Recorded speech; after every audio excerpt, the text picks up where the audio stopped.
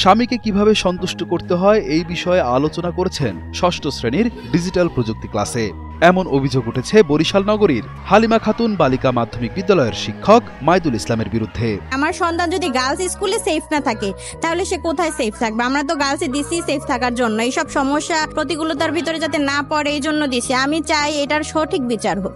শিক্ষার্থীদের অভিযোগ, শ্রেণীকক্ষে পড়ার বিষয় বাদে নানা ধরনের অশ্লীল কথাবার্তা এবং অশ্লীল কর্মকাণ্ড করেন অভিযুক্ত শিক্ষক।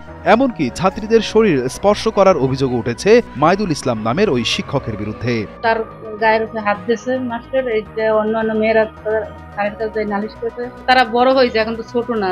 শিক্ষকের অনৈতিক ও অশ্লীল কর্মকাণ্ডের এই বিষয়টি প্রধান শিক্ষককে লিখিতভাবে অবহিত করে অভিযোগ দিয়েছে বিদ্যালয়ের ষষ্ঠ শ্রেণীর 12 জন শিক্ষার্থী।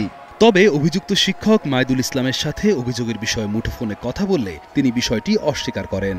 আমি ভাইয়া 4 দিনের ছুটি নিয়েছি, এখন ভাই আপনি এটা প্রধান শিক্ষকের কাছে জানেন, আমি এই সম্বন্ধে জানা নাই আমার। অভিযোগের পর এই ঘটনায় 3 সদস্যের তদন্ত কমিটি গঠন করে স্কুল কর্তৃপক্ষ।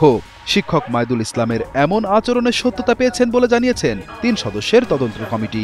আমি জিজ্ঞেস করছি তোমাদের সাথে কি হয়েছে, তাই ওরা বলে কি আমাদের সাথে আমরা এলোমেলো ভাবে বসাছিলাম ক্লাসে, এসে বলে কি তোমরা এরকম বসা কেন? ওরা বলে কি আমাদের তো দল গঠন আছে, বর্তমান কারিকুলামেতে দলের একটা কাজ আছে, আমাদের দল গঠন করে দিয়েছে, আমরা সেইভাবে বসেছি। তখন ওরা বলে, ওদের নাকি বলছে কি তোমরা তো দলের নামে নোংরামি করো, আর বলছে স্বামী স্ত্রী কিভাবে সন্তুষ্ট করতে হয় এইসব কথা নাকি ওদের বলছে।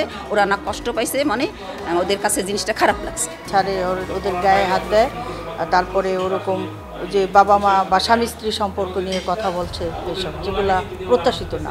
অভিযুক্ত শিক্ষকের বিরুদ্ধে শিক্ষার্থীদের অভিযোগ সত্য হলে আইনগত ব্যবস্থা নেওয়ার দাবি করেন অভিভাবকেরা।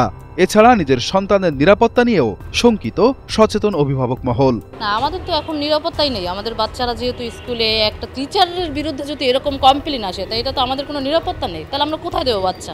না, আমাদের তো কোথাও নিরাপত্তা নেই। মা বাবার কাছে তো সন্তান কখনো বড় হয় না, তারপরে শিক্ষকরা হচ্ছে মা বাবার পরের স্তরে।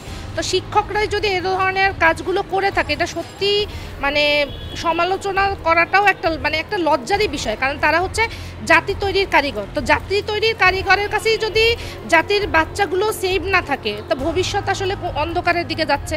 তারাই যদি অরাজকতা করে, বিভিন্ন কর্ম করে, তাহলে আমাদের থাকার তো কোনো জায়গা নেই, তাহলে আমাদের পক্ষে দুর্বল করে।